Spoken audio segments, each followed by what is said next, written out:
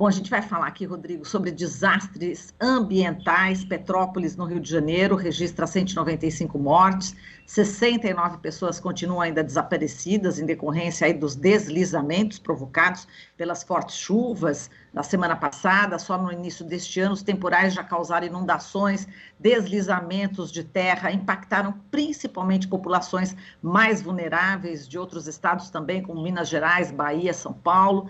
Agora, por outro lado, secas drásticas, né, atingiram o Rio Grande do Sul. Agora, um estudo publicado na revista Disaster Prevention and Management pode contribuir com programas futuros de prevenção a esses tipos de ameaças ambientais. E é sobre este tema que a gente vai falar nesse momento com Wagner Ribeiro, professor do Departamento de Geografia da USP e do Programa de Pós-Graduação em Ciência Ambiental. Oi, Wagner, bom dia, seja bem-vindo. Bom dia, Marilu, bom dia quem nos acompanha.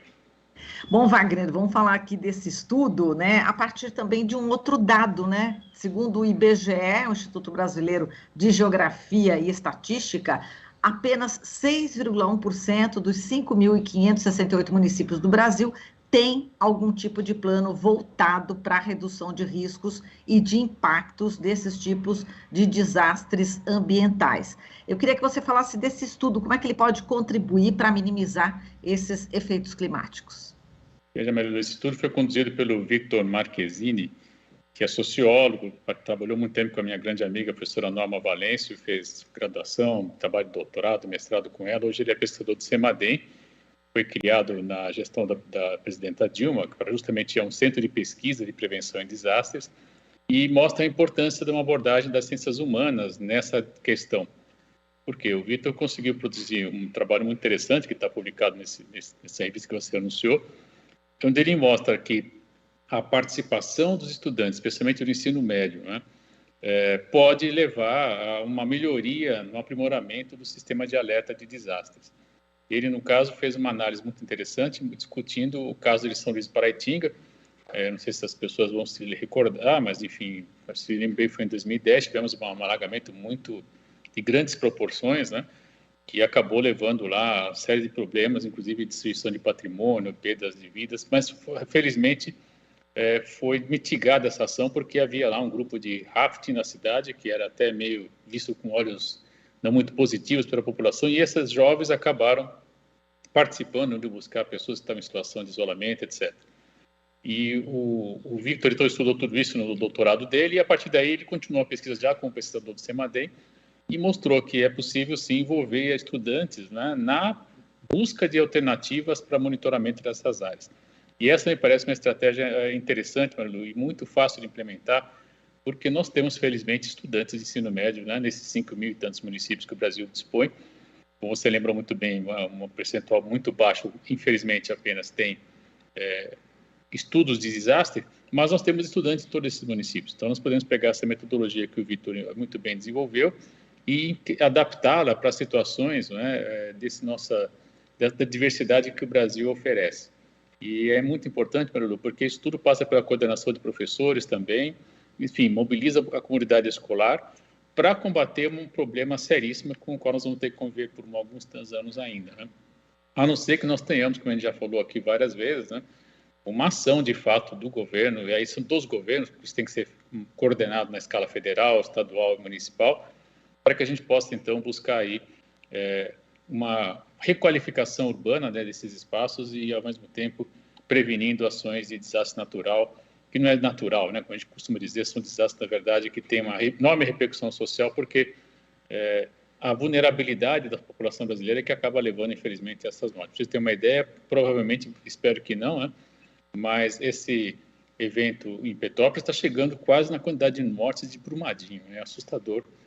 A gente às vezes não se dá conta, mas veja o volume de material que foi deslocado lá em Brumadinho e veja agora, num município, né, do Brasil, a quantidade de mortes. Então, realmente é lamentável, né? E a gente tem, sim, Mário, tecnologias sociais, tecnologias que envolvem a comunidade, que podem, de alguma maneira, ajudar a combater, ajudar a enfrentar esse problema. Agora, é evidente, né, quando você tem volume de água, volume de chuva, que ocorreu em Petrópolis naquele momento, né, tão intensamente, aí você me permite, quando você levanta a importante questão, quer dizer, muita chuva de um lado, muita seca de outro, nós estamos, de fato, aí, o que tudo indica, né, reafirmando aquilo que os documentos do Painel Internacional de Mudança Climática têm apontado, que é justamente a ocorrência de eventos extremos com maior intensidade, né? Então, as secas se tornam mais intensas, do mesmo modo que as chuvas se tornam mais intensas.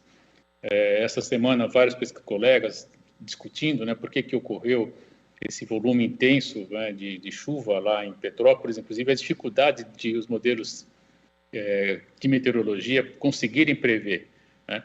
E houve lá uma conjunção de fatores que, evidentemente, não é frequente, né? Mas essa conjunção de fatores pode se repetir novamente lá em outros lugares também, né? E entre esses fatores, você tem aí um volume acumulado de chuva elevado, você tem aí a presença dos famosos aerossóis, né, que parece também, de alguma maneira, ajudam a precipitar com maior intensidade. Parece que todo esse conjunto de fatores, né, estava lá e, infelizmente, tivemos a chuva nessa intensidade. O problema não é a chuva, o problema é que as pessoas não estão, infelizmente, preparadas para absorver essa chuva, né? Eu costumo dizer em exemplos nas minhas aulas que um terremoto de menor intensidade na Índia, por exemplo, infelizmente causa mais mortes que, às vezes, um terremoto de maior intensidade no Japão. Por quê? Porque a população da Índia está em maior vulnerabilidade. Essa analogia pode ser feita para o Brasil, né? Nós temos, infelizmente, grande parte da população brasileira ainda em situação de vulnerabilidade, e isso, infelizmente, faz com que episódios dessa ordem resulte, né, infelizmente, em mortes, em perdas materiais bastante agudas, e, evidentemente, isso tem que ser combatido. E a única forma de combater é um processo duro, difícil de requalificação urbana, né, que implica aí e dotar essas áreas de capacidade de absorver essas chuvas intensas, o que não é uma tarefa simples, evidentemente, né? Então, seria um programa importantíssimo, por exemplo, para alavancar a economia para os próximos 4 anos, né? Acho que acredito que um presidente eleito ano que vem, se pautar essa questão, certamente vai gerar muito emprego, muito trabalho. Nós podemos pensar isso já diante das oscilações climáticas que estão por vir, mas, enfim, temos aí uma agenda de trabalho muito interessante de requalificação urbana que vai impulsionar o Brasil todo, dado, infelizmente, a condição de vulnerabilidade que está presente em grande parte dos municípios brasileiros. Exato, essas mudanças climáticas, Wagner, que você acabou de falar, né? A gente tem aí o aquecimento de 1 grau, né? Na média global, em relação ao chamado período pré-industrial, o volume das águas, das tempestades, é 6,7% maior, podendo chegar a 30,2% no pior cenário, né? Se houver um aumento de 4 graus, né, na temperatura da Terra. Então, portanto, o que a gente viu, né, está explicado aí por esse fator, né, que você citou aí, justamente esse estudo, né, das mudanças climáticas. Eu peguei esse dado agora, e justamente para poder falar lá de São Luís do Paraitinga, que foi o exemplo desse estudo que você acabou de dizer, né? Antes, o que acontecia? A chuva chegava, né, o 3º grau da igreja matriz, que era considerado o limite, né, das águas também transbordadas aí pelo rio Paraitinga, só que de 2009 para 2010, quando a gente viu aquela enchente que você citou, ela cobriu a igreja, né, e derrubou aí os casarões históricos. Então, é preciso ficar realmente atento, né, Wagner? Daqui para frente, a tendência é essa. Não é mais no futuro, como você já falou aqui, é hoje que está acontecendo, e por isso a importância desse estudo. E como você falou, os raftings ali no São Luís do Paraitinga, parece que eles conseguiram aí salvar 400 pessoas antes de chegar os bombeiros, não é isso? Quer dizer, eles tiveram essa ação e por isso é um modelo, inclusive, que está sendo já colocado como um modelo mundial, né, Wagner? Sem dúvida, Lu. A gente tem aí vários aspectos que nós podemos qualificar, né, e discutir, mostrar como que, por exemplo, o melhor preparo da comunidade local, né? Por acaso havia praticantes de rafting, que até hoje desenvolve atividade de turismo de aventura lá em Paraitinga, né? E, ao mesmo tempo, você tem essa habilidade, né, que estava lá disponível, né? E, insisto, a qualificação não era nem da defesa civil, da população, né? Então, algo que nós temos que ter também é um preparo da população para esse tipo de situação, né? E a escola, né, ela é, de fato, um grande e fundamental ambiente para que a gente possa promover esse tipo de ação, né? Você pode promover ações, por exemplo, qualificando os estudantes, mas qualificando também os familiares, enfim, ampliando, repercutindo cada vez mais, né, o que fazer em situações de risco, né? O famoso plano de contingência é algo muito importante. Nós sabemos que na época da ditadura, por exemplo, esses planos de contingências eram considerados sigilosos. Imagina que coisa absurda, né? O plano, por exemplo, de contingência de evacuação de H2E's, em caso de acidente nuclear, era um segredo do Estado. Olha que absurdo, quer dizer, como é que a população ia saber o que fazer? Mas isso é um tempo da ditadura. Felizmente, hoje a gente tem já outras situações, né, onde nós podemos qualificar a população, treinar a população, né? Então, você tem que simular situações. Olha, em caso de alagamento, em caso de você observar que vai haver porque isso, a natureza avisa, né, Maru? Não é de uma hora para outra que o volume todo de material cai. Você tem alguns indicadores. Se você treinar o olhar das pessoas para esses indicadores, elas podem sair da área muito antes e, felizmente, evitar mortes, já que, lamentavelmente, o prejuízo material, às vezes, ele é incontrolável. Então, isso já me parece um ganho extremamente importante. E, para isso, basta você ensinar as pessoas a identificar os sinais, né? E aí a escola tem um papel fundamental, né? Os professores de geografia, de ciências, enfim, podem fazer um trabalho interessante de acompanhamento, né? De qualificação da comunidade. Eu sempre gosto de lembrar a situação de Santos, quando o PT governou Santos na década de 80, não sei se você se recorda, o Davi Capistrano. Sim, com certeza. Fez um projeto muito interessante, né? Envolvendo, por exemplo, áreas de risco, e ali o instrumento usado foi uma garrafa garrafa PET, enfim, posta ao contrário, né, que ele usava lá. Foi desenvolvido por colegas do IPT, eu tenho amigas geógrafas que participaram desse processo na ocasião. Puseram lá uma fita crepe, falaram, quando chegar nesse nível aqui, você sai da área. E claro que o estudo foi calculado, foi dimensionado, porque se sabia o quanto de chuva já teria ocorrido até ali, mas para a população bastava saber, olha, chegou nesse ponto aqui, você avisa o pessoal, porque vai ter que sair da área. E por muitos anos, felizmente, em que pese as chuvas intensas, em que pese você ter a movimentação de massa, ou seja, escorregamento, deslizamento, não houve mortes. Veja, uma tecnologia simples, barata, que foi usada na década de 80. Então, nós temos, sim, quase 40 anos atrás, né? Nós temos, sim, alternativas que podem ser empregadas para evitar mortes, né? Mas tudo isso, Marulu, passa pela qualificação da comunidade, passa pelo trabalho junto à comunidade, mostrando, olha, observe, presta atenção, né? Fique atento aos sinais que a própria natureza nos indica, e um dos indicadores importantes é o volume de água, né? Você tem lá um recipiente, você consegue mostrar que chegou naquele volume de água, pode haver um escorregamento. Com o sistema de alerta, hoje em dia você tem celular, enfim, WhatsApp, enfim, é possível você ter rapidamente a difusão dessa dificuldade, e as pessoas abandonam as áreas, o que pelo menos evita mortes, né? Agora, insisto, essa é uma alternativa paliativa, né, para enfrentar para os próximos anos. Nós temos que encarar de frente, de fato, esse enorme desafio que é o processo de requalificação urbana, que é caro, é difícil, né, gera tensão. Nós não estamos falando aqui em deslocamento de pessoas, mas em requalificar os espaços que elas vivem.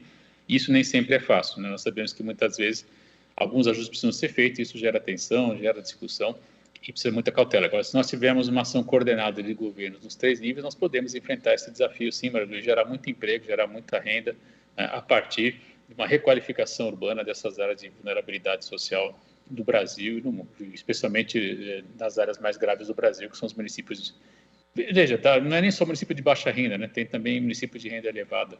O próprio Petrópolis tem uma capacidade de consumo razoável, em que pese ter sempre esses bolsões de pobreza que a gente encontra muitas vezes em vários municípios brasileiros. Exato, como você falou, é importante nessa questão na raiz, né? Resolver esse problema na raiz. Eu estava vendo aqui o estudo, até que você mandou para a gente, né, Wagner, para estudar, e aí a gente viu aqui que entre as ações sugeridas, né, pelos estudantes, estavam a criação justamente de um comitê de comunicação. Você falou na questão de se comunicar, de WhatsApp e tal, comitê de comunicação pelos municípios da bacia hidrográfica, né, do Paraitinga, incluindo aí São Luís e Cunha, e um planejamento também territorial para evitar construções em áreas de risco, né, a criação de um aplicativo para comunicações de resposta e um plano de preparação direcionado aos moradores. Mas, enfim, em relação a esse ponto, evitar construções em áreas de risco, é realmente bastante complicado, né, Wagner? Porque as pessoas não têm onde morar, então elas vão para essas áreas de risco, né? Você acha que esses estudantes, eles poderiam até aprofundar esse tipo de estudo e ouvir os movimentos de moradia, ouvir também, enfim, organizações como o movimento do Sem Teto, do Sem Terra, enfim, para poder traçar, para poder aprofundar também algo, trazer à luz, né, para as autoridades o que está acontecendo com essas pessoas que não têm casa? Lu, você chegou no ponto central, né? Nós estamos falando aí de uma política habitacional que tem que priorizar, de fato, né, quem não tem acesso à moradia. Agora, isso tem que ser conciliado com as condições socioambientais das áreas nas quais serão implementadas essa moradia. O que os governos em geral fazem hoje é aplicar essa lógica neoliberal do salve-se quem puder, né? E aí a população, bem ou mal, se adequa, né? E é curioso, as pessoas às vezes não conhecem, né? Mas eles pagam pelos terrenos, que são, em geral, sem nenhum tipo de registro, né, de legal, né? O indivíduo paga, a família paga pelo terreno, depois paga para a construção, né? Bate laje, como eu já falei outras vezes aqui no final de semana, em troca, às vezes, de uma feijoada, de um churrasco, de uma cerveja, gasta, às vezes, economias de uma vida para subir uma edificação. Muitas vezes essa edificação ela não tem melhores capacidades, ela não está bem preparada tecnicamente para o lugar que é feito, então ela já é em si frágil, né? Ou seja, você tem um investimento de uma família, muitas vezes de vários membros, né? E que tudo isso de uma hora a outra cai, né?